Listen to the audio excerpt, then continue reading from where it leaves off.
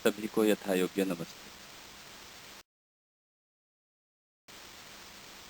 प्रिय विद्यार्थियों, आपको घर में रहकर, स्वस्थ रहकर, लॉकडाउन का पालन करते हुए, सामाजिक दूरी का अनुपालन करते हुए, WHO द्वारा दिए गए निर्देशों का अनुपालन करते हुए इन श्लोकों को सुंदर हस्तलेख में अपनी अभ्यास पुस्तिका में लिखना है।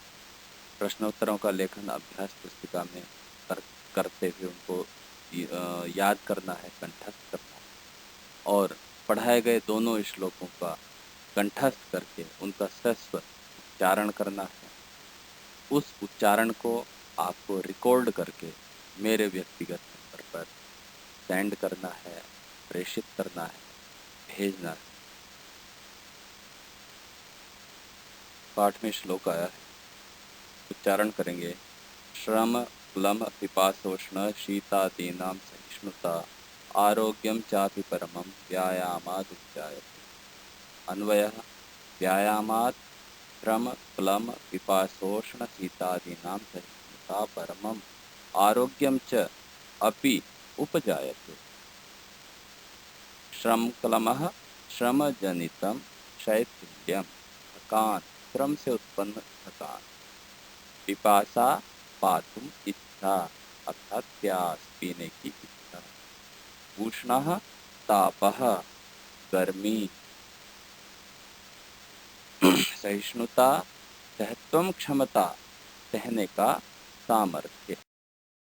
प्रस्तुत श्लोक सुश्रुत संहिता के चिकित्सा स्थान के 24वें अध्याय से दिया गया है और शेमुसी नामक कक्षा 10 की व्यायाम सर्वदा पथ्यः इस पाठ से उद्धृत है। प्रसंग के रूप में सभी श्लोकों में इसके बाद जो श्लोक आएंगे सभी में व्यायाम के विभिन्न लाभों का वर्णन किया गया है, उनको स्पष्ट किया गया है। कुछ कठिन शब्दों का परिदर्शन इस श्लोक में हुआ है। विद्यार्थियों के लिए कठिन है चापी, तो इसमें काठिन्य निवारण के लिए कहना चाहूँगा कि च माने और, अपि माने और भी। तो च धन अपि, चापी, यहाँ पर च का च के बाद में जो अ स्वर छिपा हुआ है और अपि का अ है, इन दोनों को अ और अ को मिलकर के दोनों को दीर्घ आ हो गया, बन गया चापी, दीर्घ संधि हुई है। आरोग्यम आंग उपसर्ग है, आंग का ङ का लोप हो जाता है, आ शेष बचता है और रोग्यम दोनों को मिला करके आरोग्यम। व्यायामात् उपजायते, व्यायामाद् उपजायते, व्यायामात्, व्यायामात् पंचमी विभक्ति है, व्यायाम से, और उपजायते, उप उपसर्ग है, जायते उत्पन्न होता है, व्यायाम से उत्पन्न होता है। अर्थ आता है कि व्यायाम करने से श्रमजन्य थकावट, सर्दी, गर्मी, प्यास आदि को सहन करने की क्षमता बढ़ती है और उत्तम आरोग्य प्राप्त होता है। प्रिय विद्यार्थियों, आपको घर में रहकर, स्वस्थ रहकर, लॉकडाउन का पालन करते हुए, सामाजिक दूरी का अनुपालन करते हुए, WHO द्वारा दिए गए निर्देशों का अनुपालन करते हुए इन श्लोकों को सुंदर हस्तलेख में अपनी अभ्यास पुस्तिका में लिखना है। प्रश्नोत्तरों का लेखन अभ्यास पुस्तिका में करते हुए उनको याद करना है, कंठस्थ करना है और पढ़ाए गए दोनों श्लोकों का कंठस्थ करके उनका सस्वर उच्चारण करना है। उस उच्चारण को आपको रिकॉर्ड करके मेरे व्यक्तिगत नंबर पर सेंड करना है, प्रेषित करना है, भेजना है। अग्रिमः श्लोकः न चास्ति सदृशं तेन किंचित् स्थौल्यापकर्षणं न च व्यायामिनं मर्त्यं मर्दयन्त्यरयो बलात्। तेन सदृशं स्थौल्यापकर्षणं च किंचित् न अस्ति, अरयः च व्यायामिनं मर्त्यं बलात् न अर्दयन्ति। स्थौल्यम अतिमांसलत्वं, पीनता, मोटापा।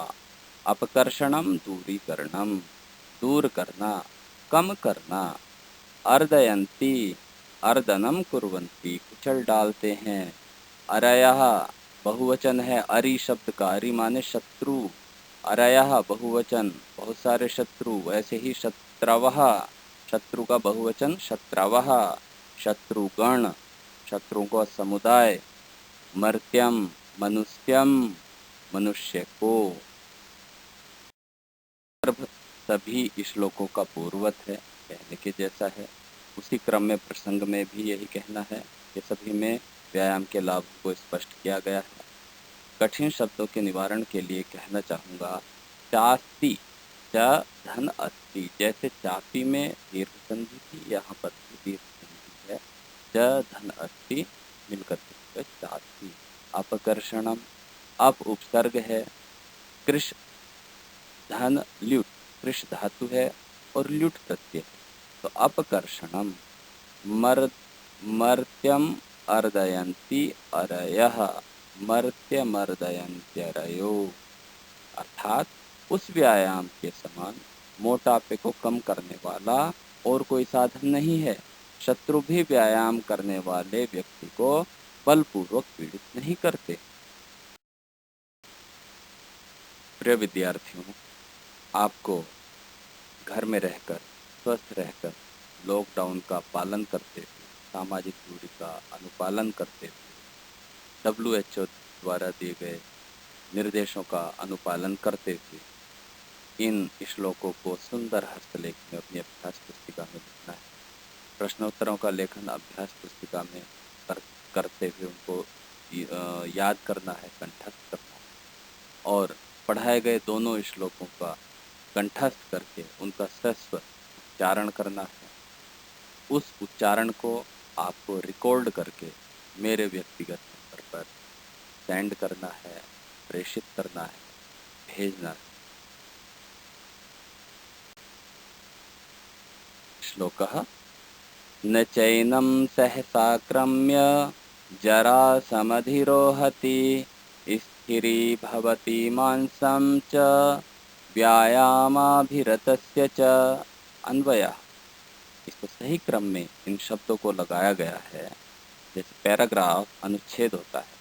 जरा च सहसा आक्रम्य एनं न समधिरोहति व्यायामाभिरतस्य हि मांसं च स्थिरीभवति। आक्रम्य, आक्रमणम कृत्वा, आक्रमण करके, हमला करके। जरा वार्धक्यम, बुढ़ापा। समधिरोहति, आरूढ़म भवति, सवार होता है। अभिरतस्य, संलग्नस्य, तल्लीन होने वाले का। यह श्लोक भी सुश्रुत संहिता के चिकित्सा स्थान के 24वें अध्याय से उद्धृत है। इस श्लोक में भी व्यायाम के विभिन्न लाभों का स्पष्ट वर्णन किया गया है। एक शब्द आया है चैनम। विद्यार्थी दिग्भ्रमित हो जाते हैं, ये चैनम क्या है। ज़्यादा दिग्भ्रमित होने की, संशय करने की आवश्यकता नहीं है। च धन एनम, च माने और, एनम माने इसको। दोनों को मिल, च का अंतिम वर्ण अ है, च में अ छिपा हुआ है। अगर इसमें हलंत लगा हुआ होता तब इसमें अ की संभावना नहीं थी, लेकिन क्योंकि च पूरा च दिखाई दे रहा है हमें, इसका मतलब है कि च के अंदर अ भी छिपा हुआ है। धन के बाद ए है, दोनों को मिल करके ऐ बन गया और वृद्धि संधि हो गई। चैनम कहते हैं आक्रम्य। आक्रम्य आंग उपसर्ग पूर्वक, आंग का ङ डिलीट हो जाता है, लोप हो जाता है, आ शेष बचता है। एक धातु है क्रमुपाद विक्षेपे, क्रमु का क्रम बचता है केवल। और जब आंग उपसर्ग पहले लगा हुआ होता है तो कर के इस अर्थ में ल्यप प्रत्यय का प्रयोग किया जाता है। अगर उपसर्ग पहले ना हो तब ल्यप के स्थान पर त्वा प्रत्यय का प्रयोग किया जाता है। तो यहाँ पर क्रम ल्यप, आंग क्रम ल्यप, इस तरह से आक्रम्य शब्द बना, आक्रमण करके। समधिरोहति, सम अधि, ये दोनों उपसर्ग हैं, रूह धातु है और तिप प्रत्यय है। समाधिरोहति। कहते हैं कि व्यायाम करने से व्यक्ति पर बुढ़ापा सहसा आक्रमण करके सवार नहीं होता है। व्यायाम में लगे हुए, व्यायामाभिरतस्य, व्यायाम में जो संलग्न है, ऐसे व्यक्ति का मांस भी पुष्ट हो जाता है, मांसपेशी सबल हो जाती हैं, मांसपेशियां सुदृढ़ हो जाती हैं, शरीर के सारे अंग बलिष्ठ हो जाते हैं। प्रिय विद्यार्थियों, आपको घर में रहकर, स्वस्थ रहकर, लॉकडाउन का पालन करते हुए, सामाजिक दूरी का अनुपालन करते हुए, WHO द्वारा दिए गए निर्देशों का अनुपालन करते हुए इन श्लोकों को सुंदर हस्तलेख में अपनी अभ्यास पुस्तिका में लिखना है। प्रश्नोत्तरों का लेखन अभ्यास पुस्तिका में करते हुए उनको याद करना है, कंठस्थ करना है और पढ़ाए गए दोनों श्लोकों का कंठस्थ करके उनका सस्व उच्चारण करना है। उस उच्चारण को आपको रिकॉर्ड करके मेरे व्यक्तिगत नंबर पर सेंड करना है, प्रेषित करना है, भेजना है।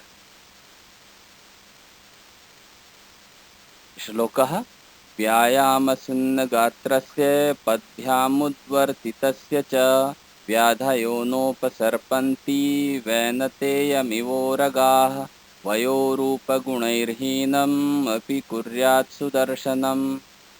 अन्वय है व्यायामसुन्नगात्रस्य पद्भ्याम उद्वर्तितस्य च व्याधयः वैनतेयम् उरगा इव न उपसर्पन्ति वयोरूपगुणैहीनम् अपि सुदर्शनं कुर्यात्।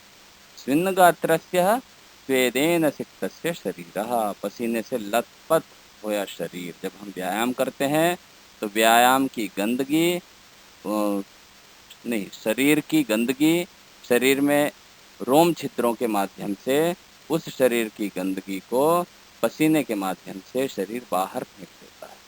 तो उसी को कहा है पसीने से लथपथ शरीर का। पद्भ्याम उद्वर्तितस्य च, पद्भ्याम उन्नतमितस्य च, दोनों पैरों को ऊपर उठाने वाले व्यायाम करने से। आपने देखा होगा जब हम योगासन व्यायाम आदि करते हैं तो कभी कभी दोनों पैरों को ऊपर करके मयूर चाल, शीर्षासन, सर्वांगासन, इस तरह से अनेक व्यायाम ऐसे हैं जिनमें पैरों को ऊपर उठाया जाता है। तो पैरों को ऊपर उठाने से क्या होता है कि शरीर के रक्त का संचार हमारे जो पैरों में रक्त घूमता है वह पूरे शरीर में अर्थात शिखा तक, सिर तक जो है वो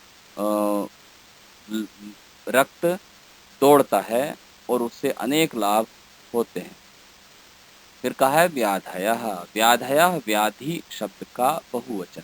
व्याधयः रोगाः, रोग, व्याधि व्याधि व्याधयः, ऐसे ही रोगाः बीमारियां।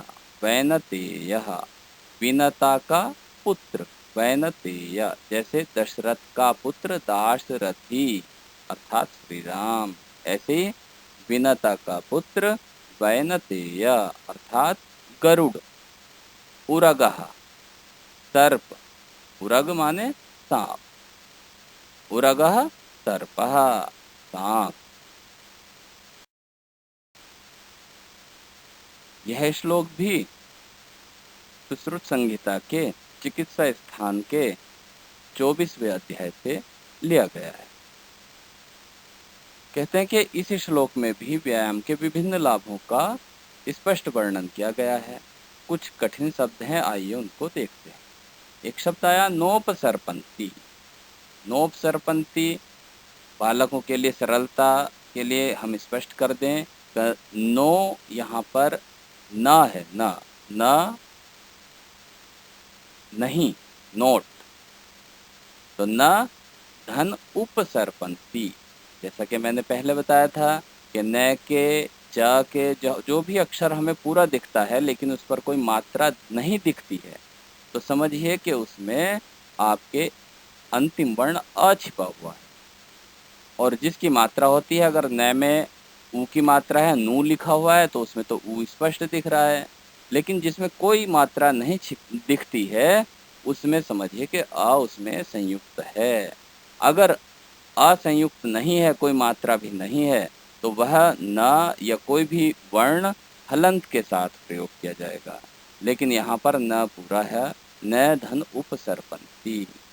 न का अ और उपसर्पंती का उ, ये दोनों मिलकर के गुण हो गए और बन गया नोपसर्पंती। सरपंती माने सरकते हैं, आते हैं, सरक कर पास आते हैं। लेकिन पास आने के लिए यहाँ पर उपसर्ग का प्रयोग किया गया है। उपसर्पंती माने पास, सरपंती माने आते और न माने नहीं, अर्थात उसके पास रोग भी नहीं आते। ऐसे ही आगे स्पष्ट कर दिया गया। उपसर्पंती उपसर्ग है और सर्प तृप्त धातु का लट लकार का प्रथम पुरुष का बहुवचन यह रूप है।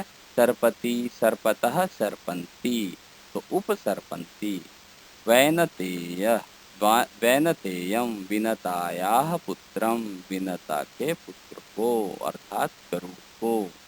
कहते हैं शरीर को पसीने से लथपथ कर देने वाले तथा पैरों को ऊपर उठाने वाले व्यायाम करने वाले व्यक्ति के समीप रोगी उसी प्रकार नहीं आते, रोग उस प्रकार नहीं आते जैसे गरुड़ के समीप सांप नहीं आते। व्यायाम आयु रूप और अन्य गुणों से हीन व्यक्ति को भी सुंदर बना देता है। जिस भी अवस्था में योग्य व्यायाम करना आप प्रारंभ कर दें, आपका शरीर सौष्ठव दिन प्रतिदिन बढ़ता रहता है। आपके शरीर की सुंदरता दिन प्रतिदिन बढ़ती रहती है। आपके शरीर की त्वचा चमक वाली होती है। आपका ललाट, आपका मस्तक, आपका मुखमंडल यश और कीर्ति और प्रसन्नता को लिए रहता है व्यायाम करने से। तो आज हम इन श्लोकों, 4 श्लोकों का हमने आज वाचन, पठन, पाठन, अध्ययन किया है। 4 श्लोक हम कल करेंगे और इस प्रकार से ये आपका पाठ, तृतीयः पाठः व्यायामः सर्वदा पथ्य पूर्णता की ओर होगा। आइए देखते हैं इन 4 श्लोकों से संबंधित कुछ प्रश्नोत्तरों पर विचार करते हैं। कहा गया है प्रश्न 1, आरोग्यम कस्मात् उपजायते। आरोग्य किससे उत्पन्न होता है? मनुष्य निरोग कैसे होता है, स्वस्थ कैसे रहता है? उत्तर में है व्यायामात्, व्यायाम से आरोग्यम उपजायते, आरोग्य उत्पन्न होता है, निरोगता बढ़ती है। स्थौल्यापकर्षणम किम अस्ति? स्थौल्यापकर्षण क्या है? कहते हैं स्थौल्यापकर्षणम व्यायामः अस्ति। मोटापे को कम करने का सबसे बड़ा साधन, सबसे अच्छा साधन व्यायाम है। कस्य मांसम स्थिरी भवति? किसका मांस स्थिर होता है? कहते हैं व्यायामाभिरतस्य मांसम स्थिरी भवति। व्यायाम करने वाले का मांस स्थिर, सॉलिड, सौष्ठव होता है। व्यायामः अत्र व्याधीनां तुलना कही सह कृता। कहते हैं व्यायाम, यहाँ पर व्यायाम की तुलना किससे की गई है? कहते हैं अत्र व्याधीनां तुलना उरगई सह कृता। व्याधीनां, व्याधीनां तुलना, व्याधियों की, रोगों की तुलना सांप से की गई है, सर्प से की गई है, उरग से की गई है। प्रिय विद्यार्थियों, आपको आज पढ़ाए गए श्लोकों को सुंदर हस्तलेख में अभ्यास पुस्तिका में लिखना है। प्रश्नोत्तरों का लेखन अभ्यास पुस्तिका में करना है और पढ़ाए गए सभी श्लोकों को सस्वर कंठस्थ करना है और कंठस्थ करके आप एक छोटी सी वीडियो क्लिप बना करके आप मेरे व्यक्तिगत नंबर पर भेज देंगे। धन्यवाद। पाठ में बार बार आ रहा है स्वस्थ, स्वास्थ्य, शारीरिक क्षमता। तो आज चर्चा करेंगे कि ये स्वास्थ्य क्या है। आयुर्वेद शास्त्र में कहा गया है समदोषः समाग्निश्च समधातु मलक्रियः प्रसन्नात्मेन्द्रिय मनः स्वस्थ इत्यभिधीयते। कहते हैं अर्थात जिस व्यक्ति को वात, पित्त, कफ ये दोष समान होते हैं, ये अपनी सही अवस्था में होते हैं। जठराग्नि समान रूप से कार्य कर रही होती है और समान धातु और मल की क्रिया ये समान रूप से चलती रहती है, उसमें कोई व्यवधान या अतिवाद नहीं होता। जिसकी आत्मा, इंद्रिय और मन ये तीनों प्रसन्न हो, वह व्यक्ति स्वस्थ कहलाता है। अतः इस शरीर को स्वस्थ रखना हमारा मुख्य कर्तव्य है, क्योंकि अध्ययन, अध्यापन, व्यवसाय, पठन पाठन आदि समस्त कार्यों का संपादन इस शरीर के द्वारा ही किया जा सकता है। धन्यवाद।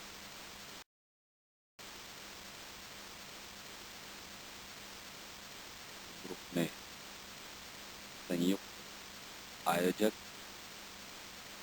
अनुश्रवणकर्ता, समस्त शिक्षक मंडल एवं प्रिय विद्यार्थी, आज का यह पाठ यहीं पर समाप्त करते हैं।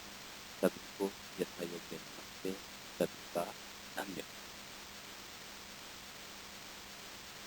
मैं डॉक्टर विजय कुमार त्यागी, सहायक अध्यापक Sanskrit, BD inter college, Bhagwanpuram, Haridwar. आप सभी का धन्यवाद। आप सबका